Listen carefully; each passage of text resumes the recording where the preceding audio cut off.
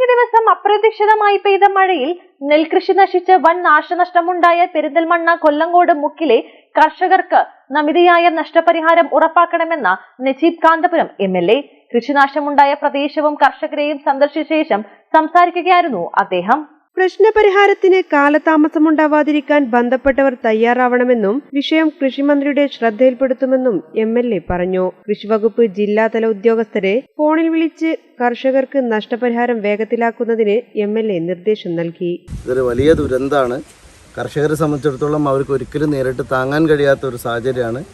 ഇപ്പോൾ നമ്മളെ സംബന്ധിച്ചിടത്തോളം ഈ ഒരു കൃഷിക്കാരുടെ ഈ ബുദ്ധിമുട്ട്, വിഷമം നമ്മൾ പൊതുവായിട്ട് തന്നെ സർക്കാരിൻ്റെ ശ്രദ്ധയിൽ എത്രയും വേഗം കൊണ്ടുവരണം.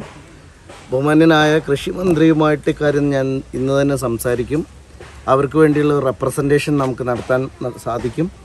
അതുപോലെ തന്നെ ഇവിടുത്തെ കൃഷി ഓഫീസർമാരോട് അടിയന്തരമായി സന്ദർശിക്കാനും അവർക്ക് വേണ്ട ആനുകൂല്യങ്ങളും സൗകര്യങ്ങളും ചെയ്തു കൊടുക്കാനും വേണ്ടി അഭ്യർത്ഥിക്കാം.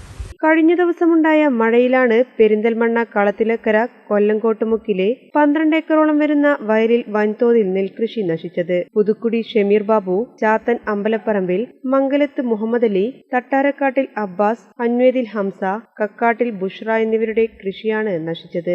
പാടം പാട്ടത്തിനെടുത്തും പണം വായ്പയെടുത്തുമാണ് കർഷകർ കൃഷി ഇറക്കിയിരുന്നത്. കൊയ്തിട്ടതും മെതിച്ചതുമായ വിളകളെല്ലാം മഴയിൽ നശിച്ചുപോയിട്ടുണ്ട്. മലബാർ ടൈംസ്, പെരിന്തൽമണ്ണ.